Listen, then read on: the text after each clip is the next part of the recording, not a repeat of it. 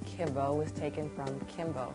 That's what all my friends call me, and my dad started calling me that when I was little.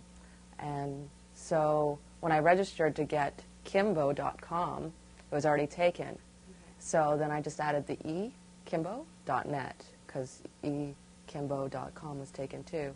So that's how I came up with Kimbo. My role as a web designer, I basically, when the client comes to me and says, you know, I like a website, I take them through the different avenues where, you know, they can go with their company on the net. So basically I act as a consultant to them and also a designer and web designer.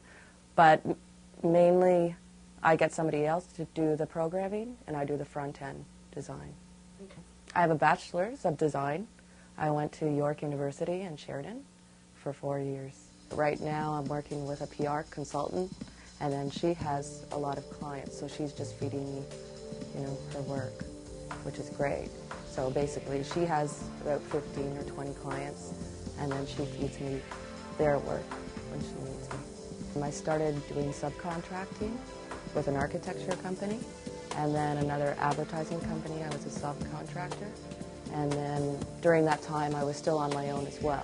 The biggest change for me since I've become solo, having my own small business, is the fact that you have to have so many heads, so many hats, right? You have to take care of that administration, you know, and your design, communication. You have to do so many things, right? So it's hard to do everything. You know, there's only so many minutes in the day. So basically when I work, you know, 12 hours a day. It's not like a regular 9-to-5 job. It's more than that.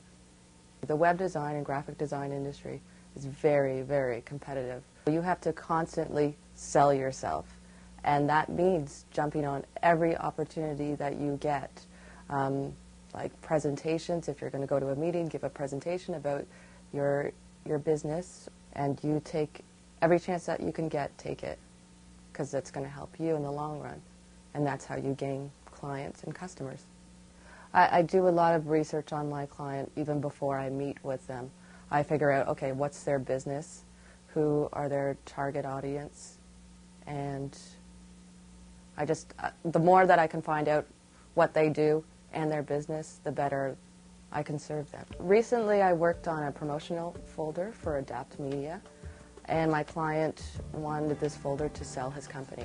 So basically it had a list of his services, what he does, and blah, blah, blah. He wanted a folder that was really, really bright, energetic, lots of color, and so I kind of thought about pop art, Andy Warhol, that came into my mind. So we designed it with those colors in mind.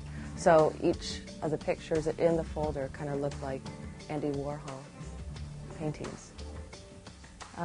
My ideas and my creativity comes to me at the oddest times, you know.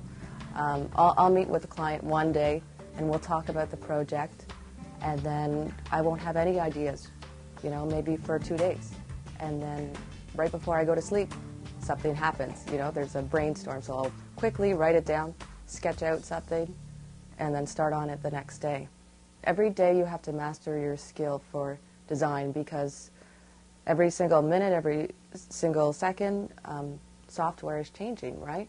You always have to upgrade your skills. There's new software coming out all the time, so you have to be on top of things, and you have to be always researching and learning on top of working as well. The hours of a designer vary, and I think for a lot of us, you know, it's at night. I work best at night, so basically I start designing at about 9 o'clock to about 5 a.m. in the morning. But it depends on, you know, if you have a deadline, right?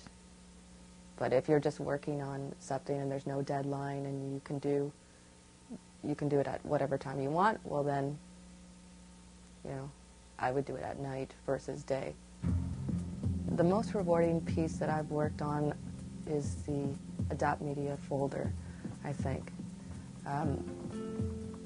I developed it from the start, so there was no concept whatsoever. So it was from initial concept to press. So I was there throughout the whole thing. And it took about 3 months to develop, but the finished product is really, really nice. So I'm really happy with that.